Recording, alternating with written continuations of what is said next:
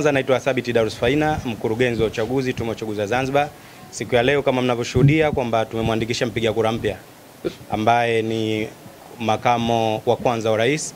Alikuja kujiandikisha katika kituo hichi ambapo kisheria ana haki ya kuweza kujiandikisha katika kituo hichi ambacho amekosha kujiandikisha, kwa sababu kama unavyojua sifa ya ukaazi ni miaka mitatu.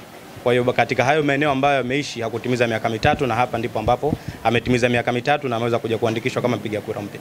Kwa zoezi hili tunavyolifanya kwamba wanaokuja wote ni wapiga kura wapya, kwa maana hawakupiga kura uchaguzi wa mwaka 2020. Kwa mantiki hiyo, na yeye kama ni mwananchi ni mpiga kura mpya, ameandikishwa kwa mujibu wa sheria ya uchaguzi namba 4 ya mwaka 2018.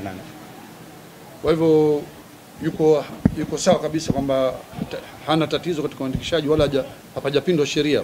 Mpaka sasa hivi kwa upande wetu hakuna sehemu ambapo tumekengeuka sheria katika kifungu chochote, lakini tunachojua kwamba zoezi la kwanza ni kuandikishwa.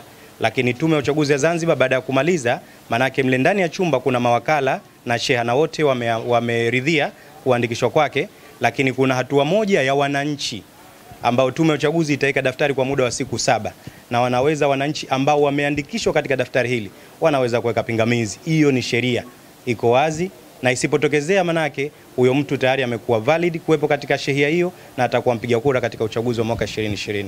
Tutamkabidhi kitambulisho chake kipya kwa ajili ya kushiriki kwenye uchaguzi. Kwa wananchi wote ambao wameandikishwa hapa katika eneo hili na maeneo mengine tuliyopita Unguja na Pemba.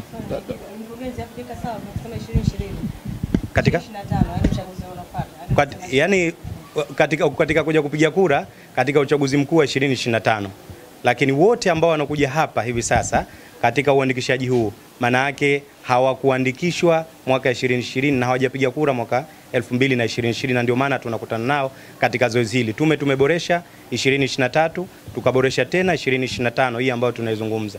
Kwa hiyo wote ambao wamekuja ni wapiga kura wapya na watashiriki kwenye uchaguzi hawa tuliomaliza nao uandikishaji huu baada ya kumaliza display, ambapo tutabandika wote ambao wameandikishwa hapa.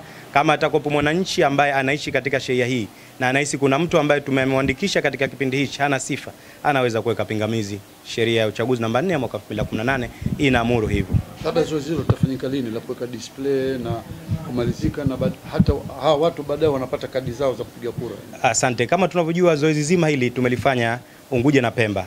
Hivi sasa taarifa zote zinaingia katika chungu kikuu kwa ajili ya kuchakatwa.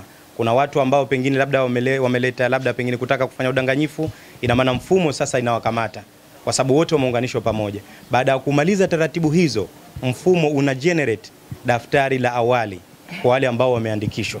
Kwa hiyo daftari la awali tunatarajia kwamba kwa mujibu wa ratiba yetu kabla ya kufika mwezi wa 7 itakuwa tayari tumeshaliweka hadharani. Katika zoezi lote kwamba anayekuja kuandikishwa ni mpiga kura mpya, ni sawa na mpiga kura mpya, kwa sababu uhakiki ulimaliza mwaka 2020. Kwa hiyo waliokuwa mwaka 2020 hawahitaji kuja hapa tena. Ina maana wanaokuja hapa 2020 hawakushiriki lile zoezi la kuhakiki taarifa zao. Ina maana anakuja kama mpiga kura mpya katika kituo hichi.